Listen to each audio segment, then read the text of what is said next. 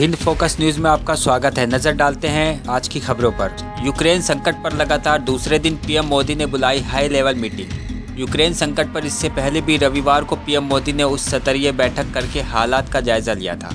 इस बैठक में विदेश मंत्री एस जयशंकर और एनएसए अजीत डोभाल समेत वरिष्ठ अधिकारी मौजूद थे। रूस और यूक्रेन के बीच छिड़ी जंग से पूरी दुनिया के देश परेशान हैं। भारत समेत ज़्यादातर देश यूक्रेन से अपने नागरिकों की सुरक्षित वापसी में लगे हुए हैं।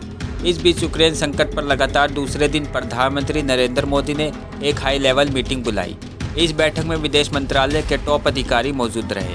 बैठक में यूक्रेन से भारतीयों की सुरक्षित वापसी के प्रयासों की समीक्षा की गई और प्रयासों को और तेज करने पर जोर दिया गया। यूक्रेन में करीब 20,000 भारतीय नागरिक फंसे हुए हैं, जिनमें ज़्यादातर मेडिकल स्टूडेंट्स शामिल हैं।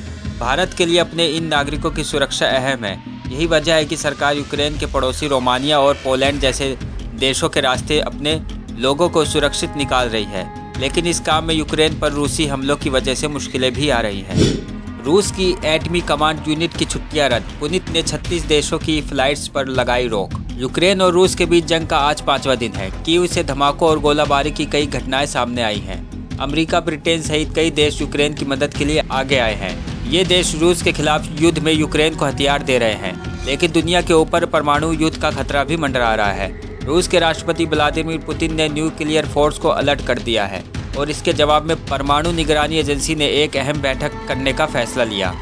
बता दें कि दोनों देशों के बीच यह बातचीत बेलारूस को गोमेल में हुई है। इस बातचीत से पहले यूक्रेन के राष्ट्रपति व्लादिमीर जेलेंस्की ने कहा कि यूक्रेन से रूसी सेना वापस जाए।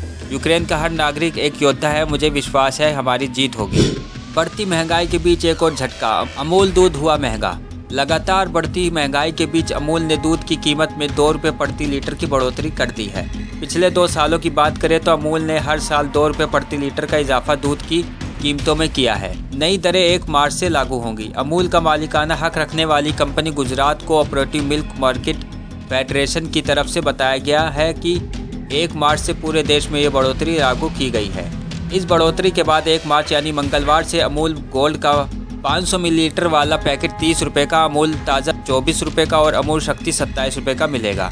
अमूल के अनुसार कीमतों में इजाफा उत्पादन खर्च में बढ़ोतरी के कारण किया गया है। अमूल ने बताया 2 रुपये प्रति लीटर की बढ़ोतरी केवल 4% होती है, जो कि औसतन दर महंगाई दर से काफ़ी कम है।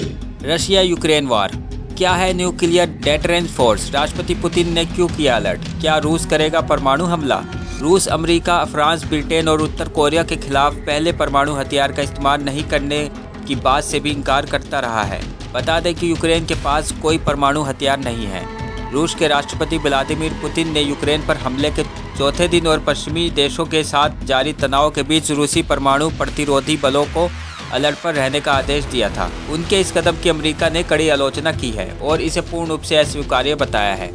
रूसी राष्ट्रपति ने अपने रक्षा मंत्री और सेना प्रमुख से कहा है कि वे रशियन न्यूक्लियर डिटेरेंट फोर्स को लड़ाकू ड्यूटी के लिए अलर्ट कर दें। इसके अलावा परमाणु हथियारों को लॉन्च करने की तैयारी बढ़ाने के रूसी राष्ट्रपति के आदेश से पिछली सदी के शीत युद्ध के दौरान स्थायी रूप से दबे कई विचारों का डर फिर से दुनिया भर के सामने आ खड़ा हुआ है। क्या है nuclear deterrence force? Nuclear deterrent force यानी वह बल जो परमाणु हमलों से बचा सके और जवाबी हमला कर सके। इस बल की जड़ में परमाणु प्रतिरोध या निरोध विचारधारा है, जो शीत युद्ध से पहले की है, जिसका उपयोग किसी भी परमाणु आक्रमण को रोकने के लिए किया जाता है।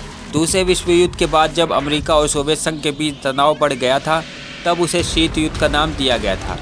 उस दौरान दोनों महाशक्तियों अमेरिका और तत्कालीन सोवियत संघ में परमाणु हथियारों के निर्माण और संग्रह की होड़ लग गई थी। फिलहाल इस बात की संभावना कम ही है कि अमेरिका या नाटो के सहयोगी देश रूस के खिलाफ पहले परमाणु हथियार का इस्तेमाल करेंगे, क्योंकि पुतिन पहले ही कह चुके हैं कि कोई भी देश जो हमारी राह में बाधा डालेगा, उसे ऐसे परिणाम भुगतने होंगे जो उसने इतिहास में कभी नहीं झेले होंगे।